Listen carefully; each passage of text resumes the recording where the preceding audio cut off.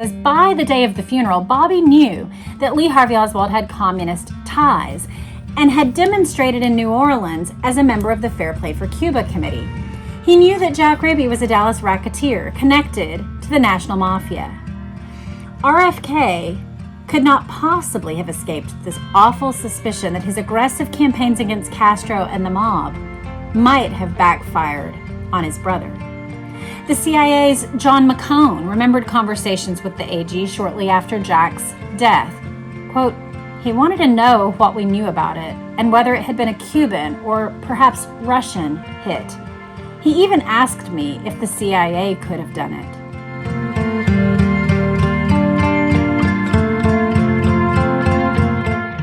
Hello and welcome back to my channel. I'm Jess Connell, and if you're new, then welcome.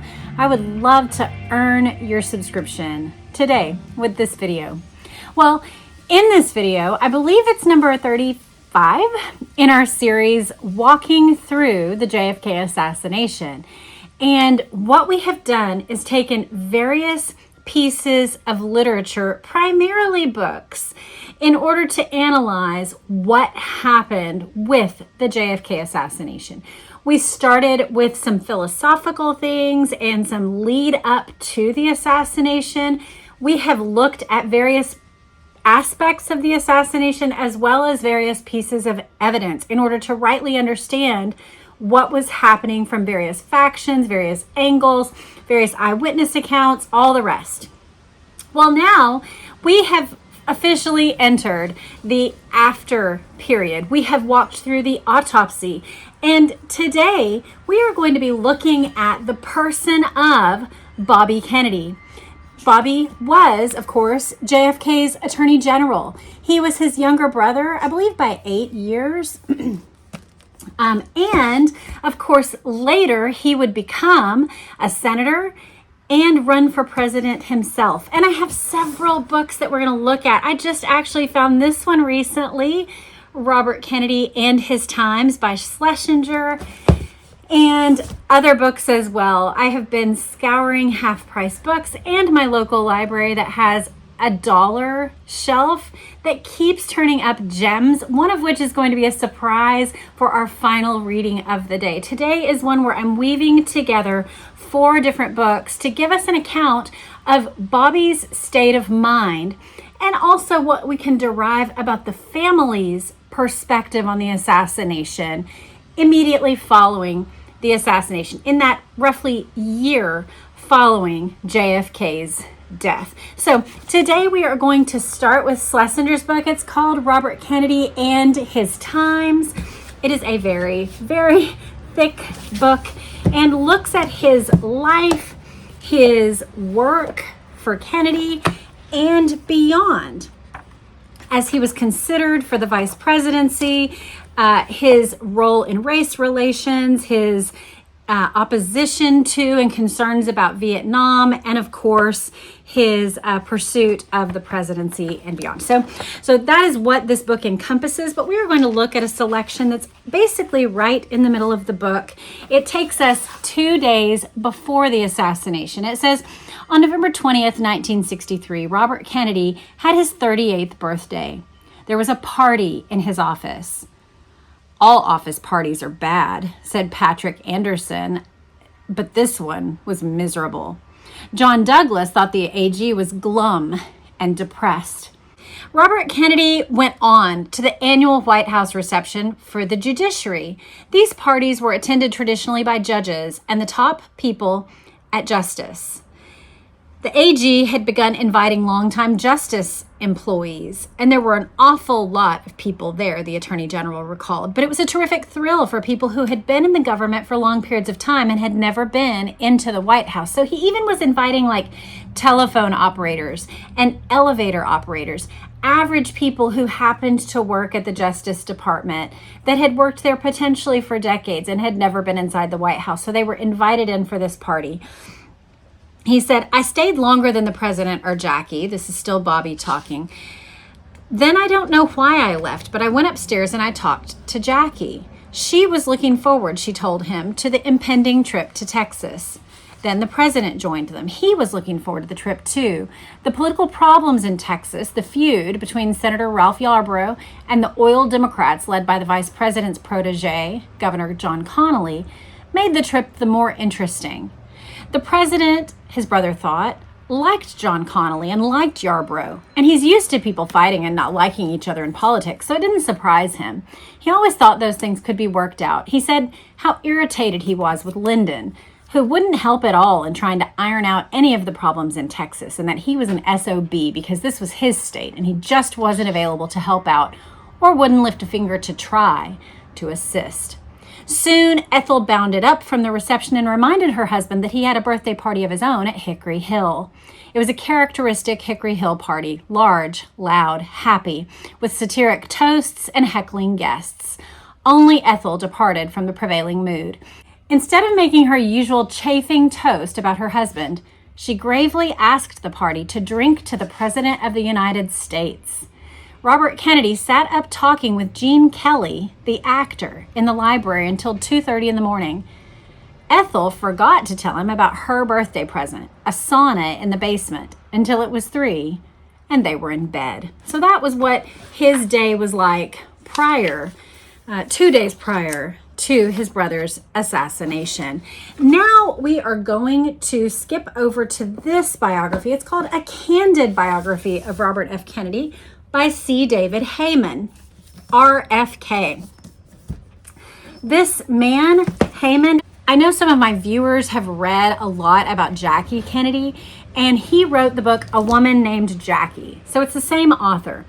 This selection that we're going to read is from chapter 20, Keeper of the Flame.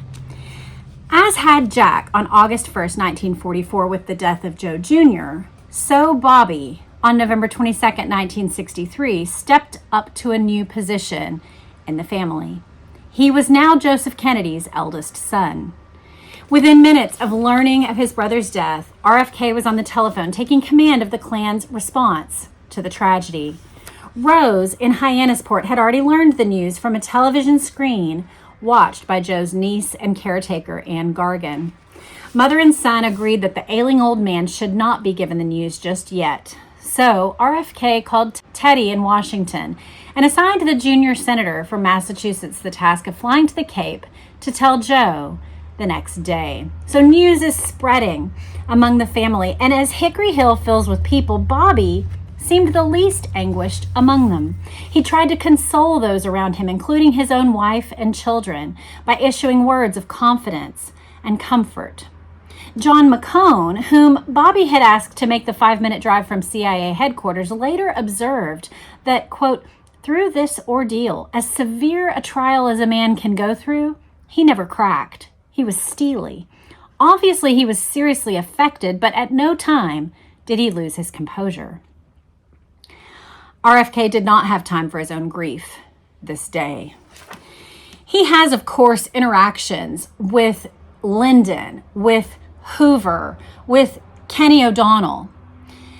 And when he first talks with LBJ says, sounding harried, even frightened, LBJ told Bobby he suspected a worldwide plot in the works, so perhaps he ought to be sworn in at once. Although annoyed by this impatience, RFK said he would find out and get back to him.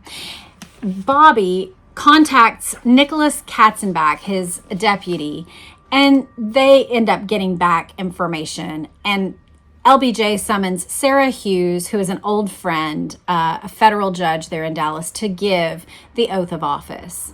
Robert went to the Pentagon, from which he would depart by helicopter with McNamara and Maxwell Taylor for Andrews Air Force Base. He arrived at the airfield at 5:30 and secluded himself in a U.S. Army transport truck adjacent to the runway.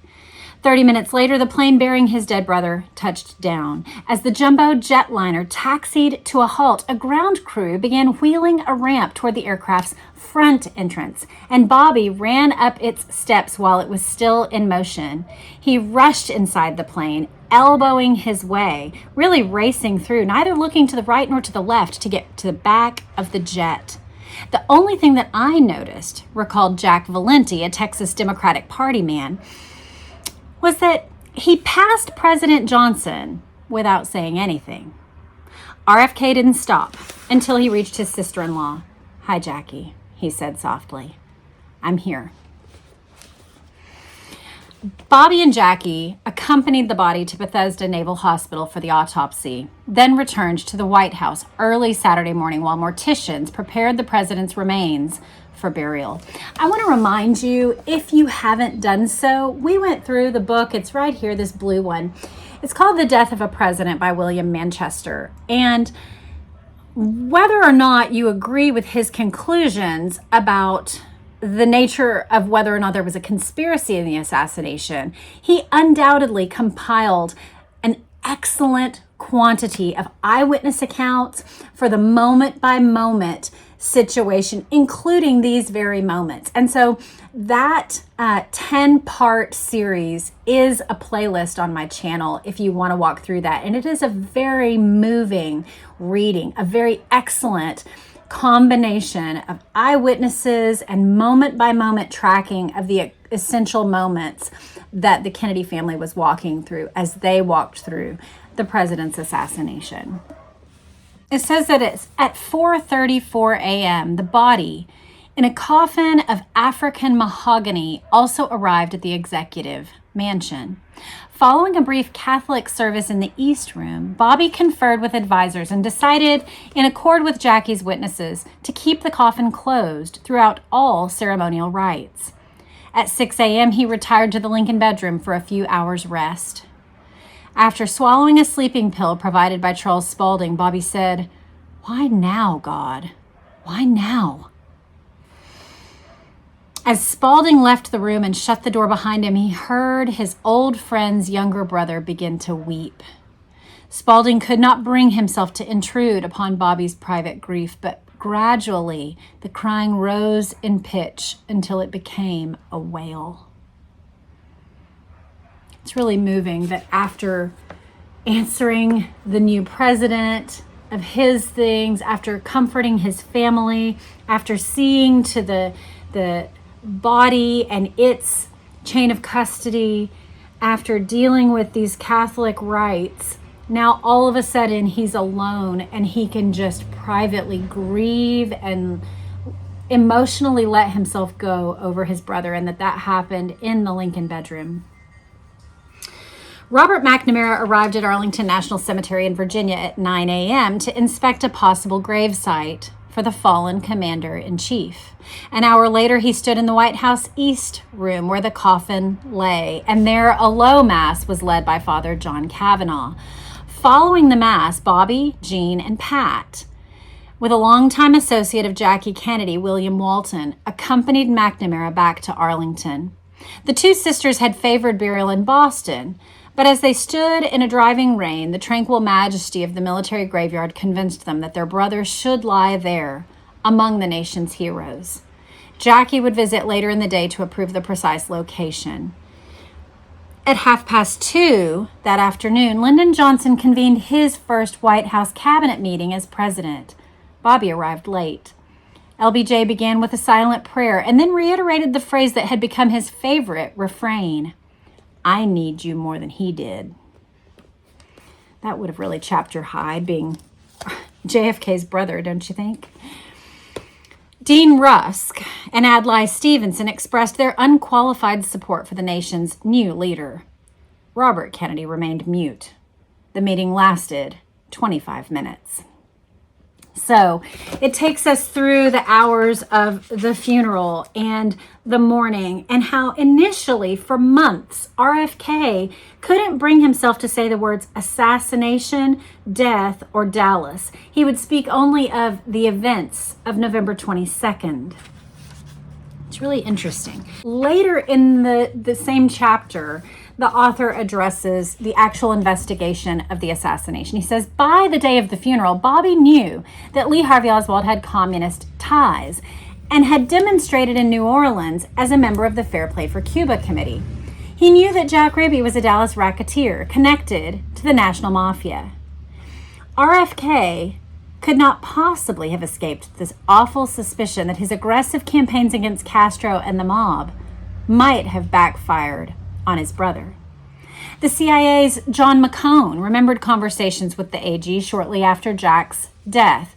Quote, "He wanted to know what we knew about it and whether it had been a Cuban or perhaps Russian hit. He even asked me if the CIA could have done it. I mentioned the mob, but RFK didn't want to know about it. I suspect he thought it was the mob. He said they, whoever they were, should have killed me. I'm the one they wanted." He blamed himself because of all the enemies he had made along the way, and also because he had advised his brother to go to Dallas. At the time of Jack's death, the pursuit of the mafia was proceeding unabated. Indeed, when the telephone rang with Hoover's word of Jack's shooting, RFK was awaiting a different call, one supplying news of the verdict in the federal trial of New Orleans godfather Carlos Marcello. The Don was acquitted that day.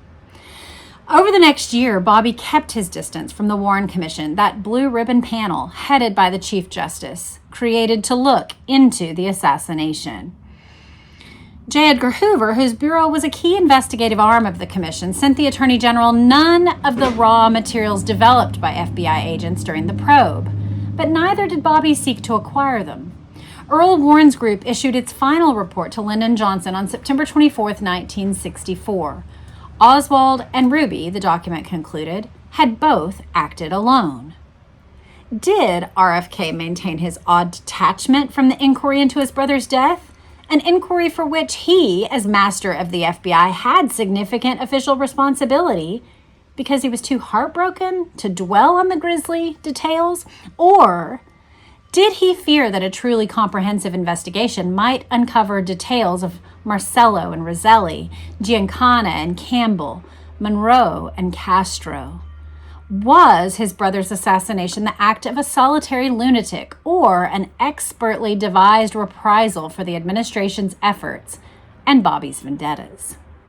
I mean, those are hard questions, and they are the questions that fuel various views of the assassination. Do you believe it was a lone assassin? Do you believe it was retribution against Bobby? I know there are some people who believe that actually the goal of the assassination of JFK was to get RFK out of the AG position, and that rather the thinking of that would be, if we take out Bobby now, Jack could just keep going with the same investigations that his brother desires. But if we take out Jack, then Jack and Bobby are out of our hair. The assassination of Bobby 5 years later does seem to play with that sort of thinking. Jim Garrison, the flamboyant New Orleans district attorney who challenged the Warren Commission conclusions, recalled a telephone conversation he had with RFK in 1964. "I told him some of my theories. He listened carefully, then said, 'Maybe so. Maybe you're right. But what good will it do to know the truth? Will it bring back my brother?' I said, 'I find it hard to believe that as the top lawman in the country, you don't want to pursue the truth more ardently.' With this, he hung up on me." That's a hard truth to speak to the man whose brother was assassinated, but the truth is that that very question that Jim Garrison identifies is the reason for why we're reading about this on my channel. I had a friend just a couple weeks ago say, but Jess, what is the point of all of this? What are you hoping to accomplish by reading these things?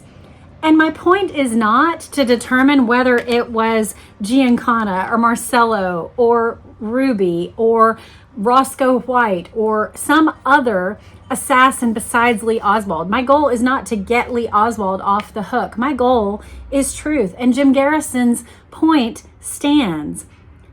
Don't you want the truth? I find it hard to believe that anyone would not want to pursue the truth more ardently. Our nation has suffered because we haven't pursued the truth more ardently. And I think what Jim Garrison was appealing to was that actually, Bobby, deep down under your grief and under even your potential feelings that somehow you were to blame, at the base of all of that is the human desire to know what's true, to discover the truth and to follow it wherever it may lead. Well, let's keep reading. There's another selection from this book, and then we'll move on to the next one.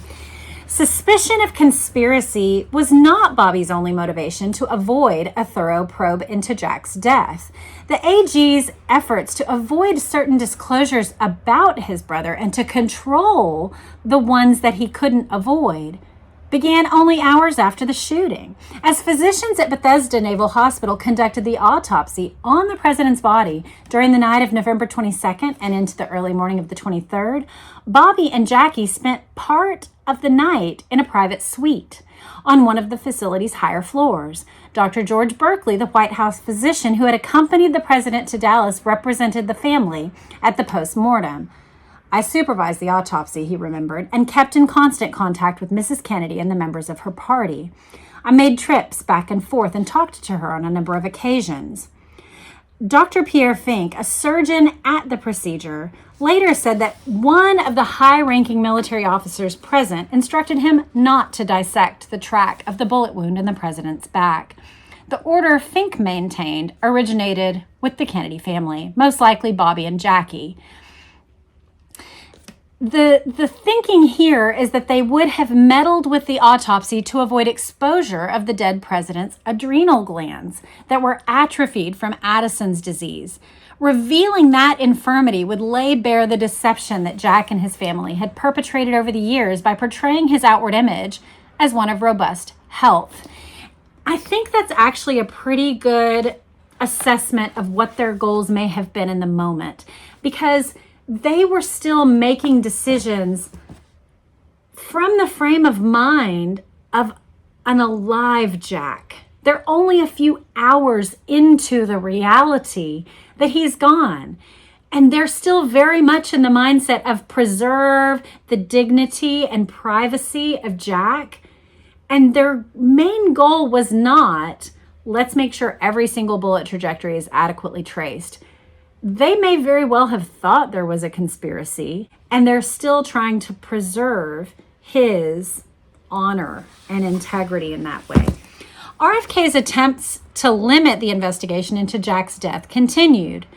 Immediately following the autopsy, a variety of forensic materials, photographs, x-rays, 119 microscopic tissue slides, 58 slides of blood smears taken during JFK's senatorial and presidential years, as well as the president's chemically preserved brain, were moved from Bethesda Naval Hospital to the Executive Office Building next door to the White House.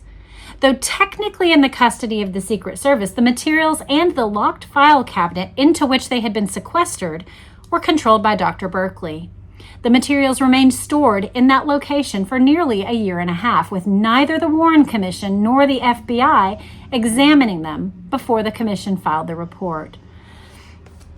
In April 65, with Congress debating a bill for the government to acquire certain pieces of evidence, Bobby directed Berkeley to transfer the file's cabinet contents from the custody of the Secret Service to the care of Evelyn Lincoln for safekeeping at the National Archives.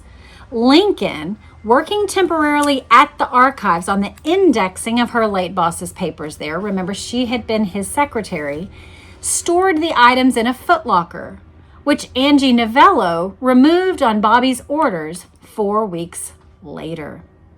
So the idea of this is that RFK took possession of his brother's biological materials. And actually there's good evidence for this in JFK Absolute Proof. Robert Groden actually has photos of the metal box that is perceived to have been the resting place for JFK's brain and additional biological materials, and that was photographed at a particular point, I believe at the time of RFK's death or Jackie's death. I think it was RFK's death. There is a box that is photographed right near those grave sites, and that at that time all of that biological materials would have then been buried with our former president. So that is what we get from Heyman. So now we're going to read a selection from David Talbot's Brothers, and it actually gives us a peek into Robert Kennedy's interactions with the community of people who from very early days began investigating independently whether or not there was a conspiracy that led to the death of the president. It takes a certain temperament to challenge a national consensus with the near compulsory power that the lone gunman theory had in the aftermath of JFK's assassination.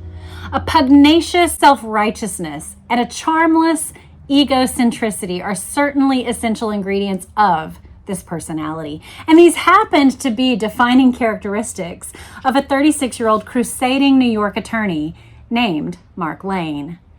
He would become the first American to throw himself in front of the freight car of official opinion, declaring that Oswald had been railroaded to infamy without an honest public hearing, and that the assassin of President Kennedy, quote, remains at large, end quote. Less than a month after the assassination, in the December 19th, 1963 issue of a left-wing national weekly paper called The Guardian, Lane published a 10,000-word broadside that punched disturbing holes in the official version of the crime. So within a month, Mark Lane is writing about it. The attorney highlighted a list of inconvenient facts about the case, including several that would become the cornerstone of conspiracy research for decades to come. How could Oswald have been the lone gunman, firing from his perch in the Texas schoolbook depository behind the president's car, when Parkland hospital doctors declared that one of the bullets fired at Kennedy struck him in the throat? How could a gunman using a rudimentary bolt-action rifle that he had purchased for $12.78 squeeze off 3 expertly aimed shots in less than 6 seconds, a feat that even the skilled marksman who headed the National Rifle Association was unable to match? Why would alleged left-winger Oswald kill a president who was intent on improving relations with the Soviet Union and Cuba? A man whom Fidel Castro believed could become, quote, the greatest president of the United States, end quote.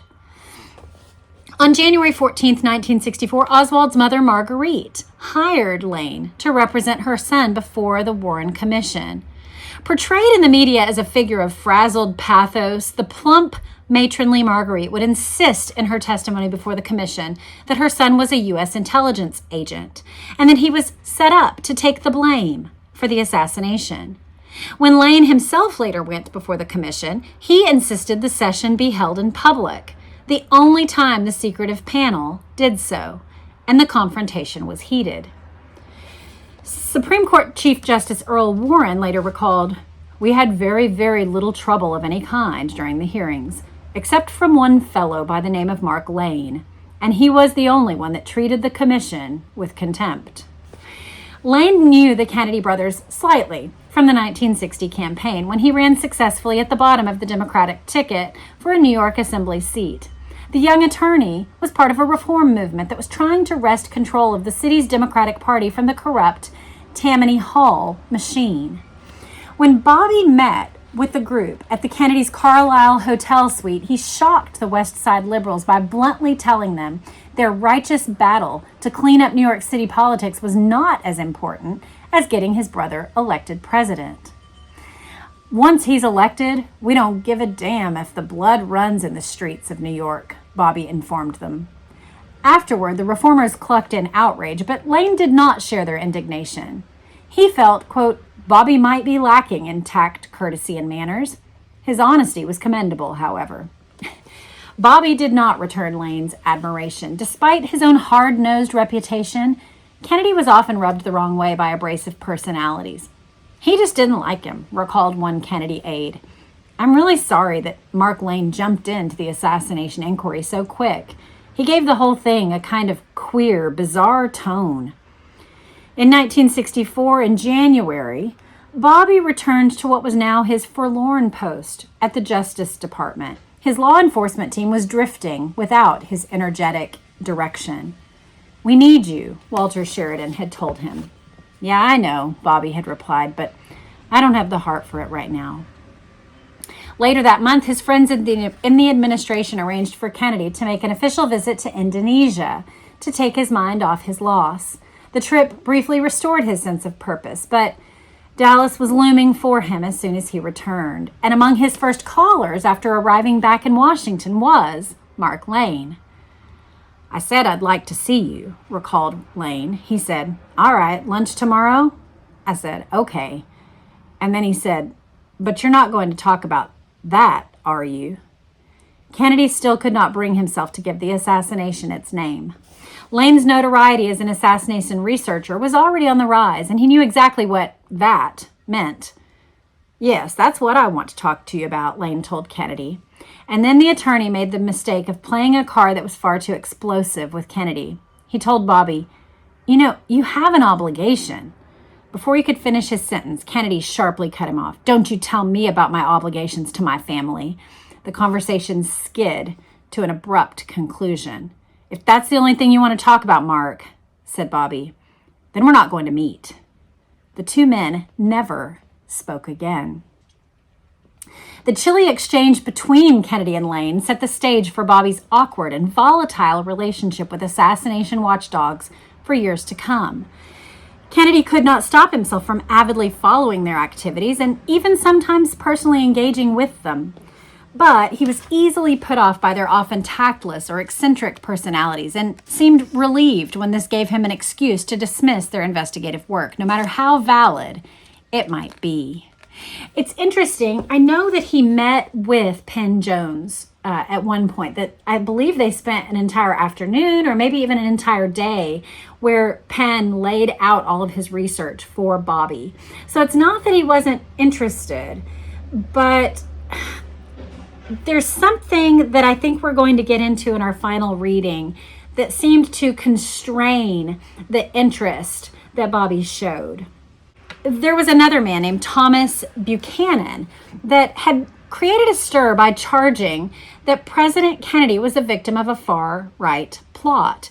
His articles would become the basis for the very first JFK conspiracy book, Who Killed Kennedy. It was released in May of that year by a British publisher. His articles were part of a wave of European press coverage that tartly questioned the official version of Kennedy's demise. One of the things that's interesting when you go out of America is that basically every other country in the world has seen coups. They've seen it over and over and over again. In Istanbul, for example, there are 3 towers dedicated to 3 presidents in a row that were each murdered with a coup, and then murdered with a coup, and murdered with a coup. That happens all over the world. And so other nations were very quick to see, a president being murdered like this. You guys are wrapping this up far too quickly and far too easily with a lone gunman idea. Maybe look a little deeper. And so other nations seemed much more quick to accept the possibility of a conspiracy than Americans were. Buchanan alleged that Oswald was a low-level CIA agent who had been assisted by others in the crime. The petty crook who dispatched him, Jack Ruby, was a co-conspirator who was known to Oswald. The motive for the assassination, according to Buchanan, was to disrupt the developing détente between Washington and Moscow, which threatened the weapons industries on which the plotters depended. I believed Kennedy lived for something, and I think he died for something, Buchanan concluded in his book. Quote, any man is measured by his enemies. The list of those who hated Kennedy the day he died does honor to him. It must never be forgotten that he went to Dallas to combat these men, to tell the people of that city, of the nation, and the world beyond that peace is not a sign of weakness. Like Mark Lane, who was ridiculed as paranoid, Buchanan received rough treatment in the U.S. But Ben Bradley, JFK's press pal, who was destined to take over Robert's newspaper the following year, saw it differently. He had a higher estimation of Buchanan. On March 9, 1964, Bradley phoned Bobby at the Justice Department. Bradley left a message for Kennedy urging him to meet with Buchanan, who was visiting the U.S. at the time. Quote, Buchanan was one of the most articulate writers on the assassination, according to the message that was relayed to Kennedy, and is, quote, most anxious to see you without going to the FBI. Novello, the secretary who took the message, asked Bradley if Buchanan had some information for Kennedy, and Ben said that he did, but he also wanted some information from the AG. Bobby apparently did not meet with Buchanan. Instead, he directed him to his brother Ted, who steered him to Nick Katzenbach. So Katzenbach did dutifully meet with Buchanan for an hour and then passed him on to the Warren Commission staff member, who took the journalist's material and dropped it deep into the panel's voluminous files.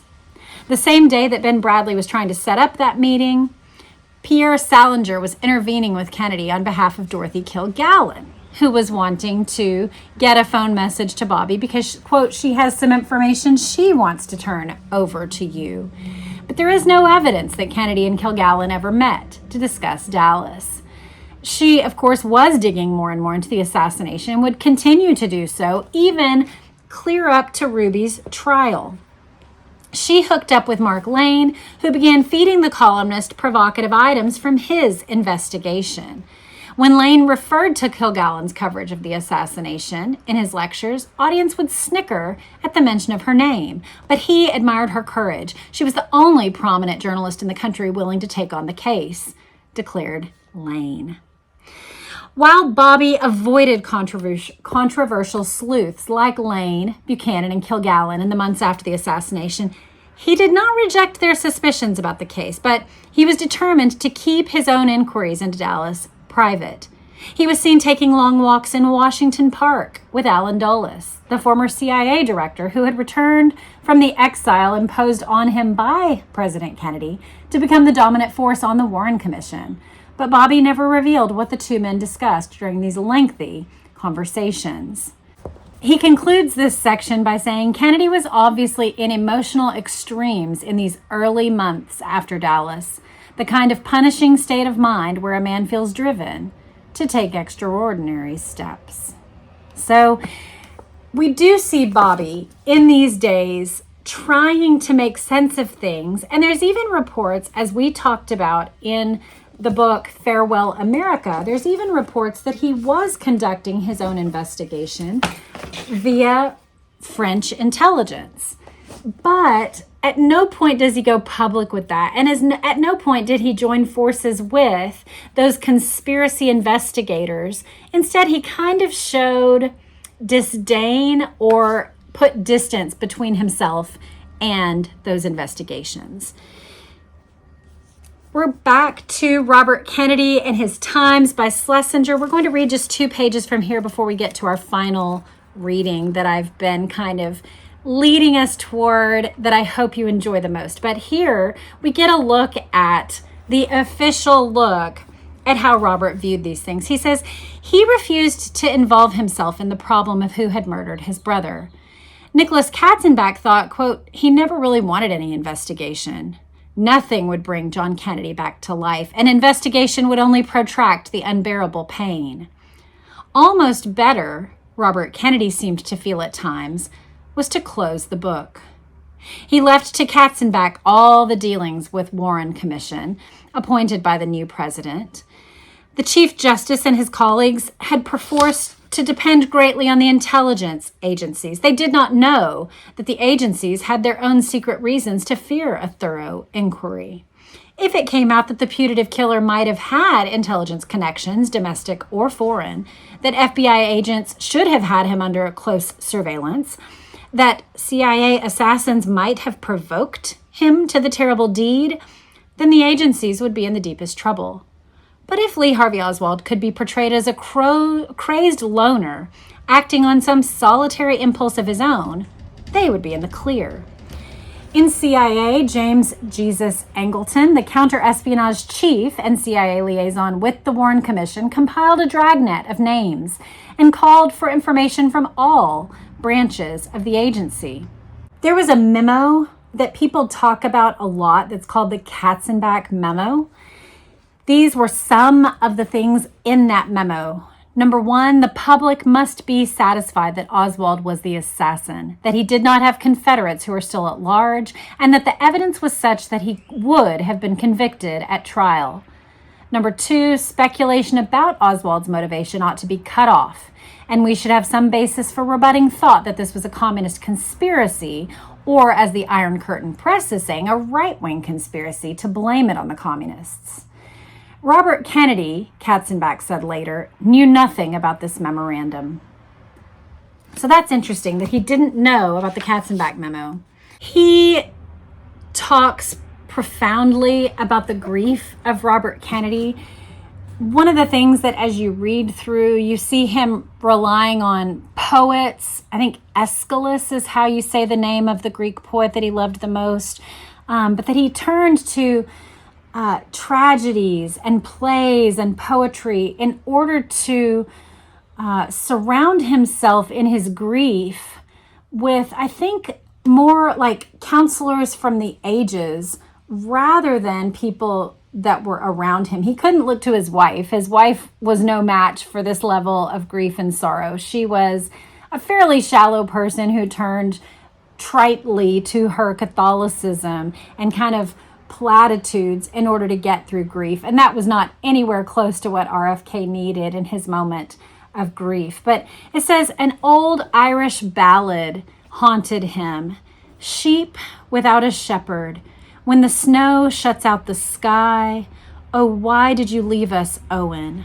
Why did you die? And he scrawled on a yellow sheet, the innocent suffer. How can that be possible and God be just? And also, he wrote, all things are to be examined and called into question. There are no limits set to thought. So we see these two things happening. His great grief, the innocent suffering, and the idea of how can this thing have happened and yet God be just? Which is a question that we all hit when we hit great trial, is if God is good and if God is just, how can this terrible thing have happened to someone I love so dearly, or in my life, or out of the blue? We have this great tragedy and we have this idea of God being good, and we don't see how the two can square. Now, there are good answers to those questions, but that is definitely the place where our brain goes primarily in tragedy. We don't ask those kinds of deep questions when things are great and the sun is shining and the money's pouring in and we're deeply in love and about to marry the person we love. We don't go, oh, how can there be a good God at times like that? Instead, it's when we're in our deepest grief that we hit those deepest questions. And Bobby was there. But then also, interestingly, despite the way that he interacted with the actual investigation, despite the way that he even said to his friends of like, what's the good of digging into this thing, despite how he interacted with conspiracy investigators, his actual writings that were scrawled out in his hand said, all things are to be examined and called into question. There are no limits set to thought. So very interesting that that's his actual heart, is all things should be examined. We should look deeply at these things. The final book that we're going to look at that I think gives a great insight into RFK's mindset and the family's mindset comes from a book that many of you recommended. You guys have pointed to this. You've said, Jess, you need to look into this book. It talks specifically about the observations and experience of two important people in Dallas, eyewitnesses to the assassination, friends of the president. They were in the motorcade, and we get their perspective not in their book. They wrote a book. O'Donnell and Powers wrote a book of their own. They were aides to the president, personal friends to the president, and yet in their own book, they didn't put this. But a man named Tip O'Neill, he was Speaker of the House. This is the life and political memoirs. So, y'all, this is the one that I got for $1 at my local library. I went in one day with my kids and I was like, oh, I'm not going to go look at the dollar sale. I just had looked at it the week before. I think that was when I got the Khrushchev book. I was like, I just looked at it and I already found, I already gleaned the goodies.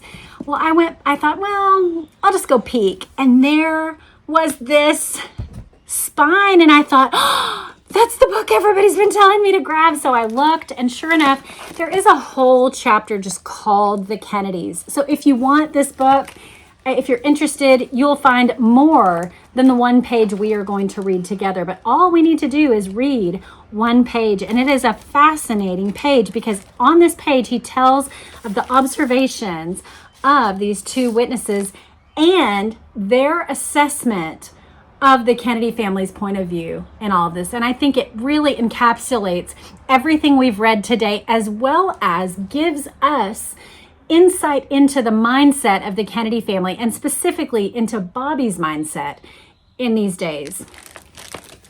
He says, "It was such a sad day that it seemed like the whole world had come apart. I was never one of those people who had doubts or suspicions about the Warren Commission's report on the president's death. But 5 years after Jack died, I was having dinner with Kenny O'Donnell and a few other people at Jimmy's Harborside restaurant in Boston, and we got to talking about the assassination. I was surprised to hear O'Donnell say," so this is Kenny O'Donnell, who was in the motorcade, personal friend to Jack and Bobby, went on to be a friend of Teddy. He's talking to the Speaker of the House, Tip O'Neill. This is what he says. "I was surprised to hear O'Donnell say that he was sure he had heard 2 shots that came from behind the fence." "That's not what you told the Warren Commission," I said.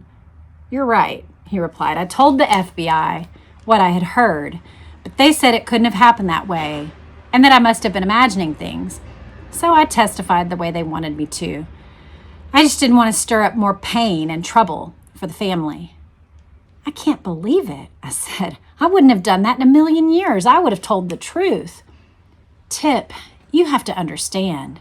The family, everybody wanted this thing behind them." Dave Powers was with us at dinner that night, and his recollection of the shots was the same as O'Donnell's. So Dave Powers was also in the motorcade that day, personal aide to the president, very close friend. Reportedly, he was the man who arranged many of the illicit affairs with women, and then also was lying to Jackie to her face in order to cover them up. He was a very close and trusted friend to Jack Kennedy. Dave Powers was with us at dinner that night, and his recollection of the shots was the same as O'Donnell's. Kenny O'Donnell is no longer alive, but during the writing of this book, I checked with Dave Powers.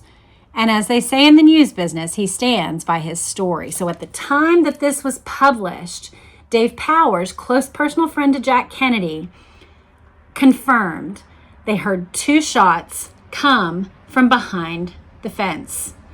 And so there will always be some skepticism in my mind about the cause of Jack's death. I used to think that the only people who doubted the conclusions of the Warren Commission were crackpots. Now, however, I'm not so sure. But I'd rather focus on Jack's life. He really did have the charisma, the glamour, and the talent that has become a part of his legend. He had a radiance that made people glow when they were in his company. He brought to all sectors of the American public a new feeling that they were wanted, that there was a place in America for them, regardless of religion or race. And perhaps most important, when Jack Kennedy was president, people had trust in their government. I look forward to the day when that will once again be true. That is where we are going to leave today's reading. You guys, I hope you have loved all these books. All the links will be in the show notes as always. We have Robert Kennedy and His Times by Schlesinger. We had RFK, a candid biography by C. David Heyman. We had a continuation of Brothers by David Talbot and Man of the House, the life and political memoirs of Speaker Tip O'Neill. I hope you enjoyed these so that we could get a look at this man and understand his mindset in the days, months, and years following the assassination of his brother. I hope this reading has helped you in that way. Coming up next, we are going into the Warren Commission. We're going to be looking at the style of the questioning, various reporting about the Warren Commission, and their actual questioning and investigations before we get to the point where we look at a summary of what their conclusions were. So I hope you'll come back for that. Let me know in the comments what you thought of these readings, particularly this one. I was so excited to read that page with you guys because it not only shows Dave Powers and Kenny O'Donnell's perspective on what happened that day, but it gives a look at the Kennedy family's perspective and what their understanding of what was desired by the family was. And also it gives us the look at what a top official of the time perceived at the time of I believe the Warren Commission versus what he thought after. So to me, that was this star reading of the day. I hope you enjoyed it too. Hope you'll come back soon for the next ones, and we'll see you soon. Bye.